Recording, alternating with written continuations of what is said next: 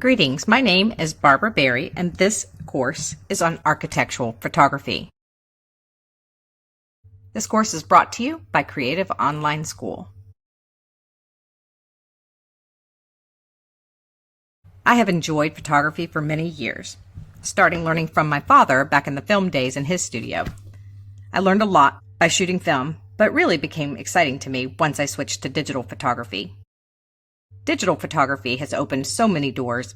Editing is like an art, which can be confusing when you start out, but this course will provide some simple solutions. My first digital camera had a whopping 6 megapixels. It was a Canon D60 and I purchased it in 2002. It was Canon's third digital camera ever produced, and the maximum ISO was 1000, and it only had 3 autofocus points. Believe it or not, the quality was actually quite good, but obviously that technology has grown a great deal since then, and it continues to improve exponentially today.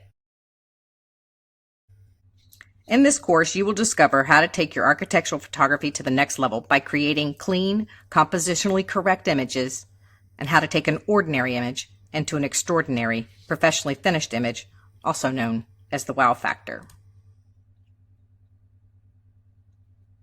You will learn camera settings and what equipment you need, and some optional equipment that you may want to consider. You will learn about high-quality gear as well as inexpensive options that are much more budget-friendly. From that foundation, you will learn how to photograph buildings not only during the day, but the best times of day for light and color.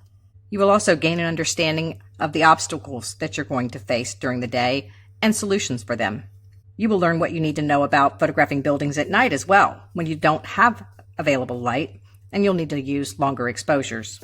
These techniques will allow you to achieve amazing results that often daytime images cannot. You will also learn about HDR photography. HDR stands for High Dynamic Range, and this technique can definitely provide that wow factor. You'll be taken through how you need to set your camera for those, and also how to process the images in post-production afterwards. In this course, you're also going to learn how to optimize Lightroom and Photoshop using creative and effective methods that will streamline your workflow. Editing can be overwhelming to some, but you will learn a step-by-step process that you will be able to repeat to achieve professional results time after time. And last but not least, you will be inspired by additional tips and tricks that the pros use for visually appealing results. These tips are a great checklist to take your work to the next level. By the end of this course, there is no doubt that you will be able to produce the same remarkable images you've seen from the pros and how it's done. So let's talk about what is architectural photography exactly. Architectural photography is a broad subject encompassing everything from modern architecture, like you see here, that can also include the interior of buildings, historical buildings,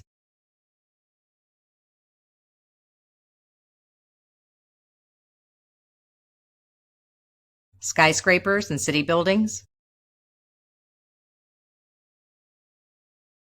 bridges. It can include real estate photography, which also includes some interior and possibly drone photography to capture the size of the property. It also includes barns and even shacks.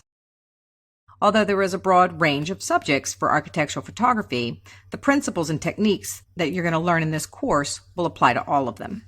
Arguably one of the most challenging types of photography, it brings on a plethora of problems and issues you will no doubtedly face. Buildings are inevitably taller than the camera angle, so distortion is almost guaranteed. So you'll need to keep perspective control, and this course will demonstrate a few ways that that can be done.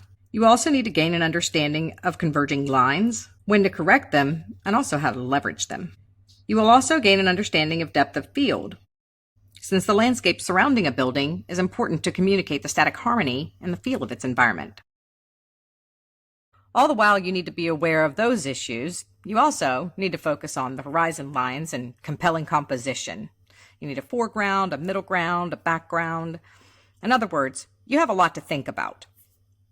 You're solving a multitude of challenges, and at the same time, you're trying to create an image dynamic enough to move the soul of your viewer. The cultural significance of architectural photography dates back to 1835, with the first permanent photograph ever taken, named View from the Window at Le Gras by Nicéphore Niepce. It is a skill worthy of learning not only for the creative opportunity, but it will definitely yield better images from your travels and your memories. So let's get started.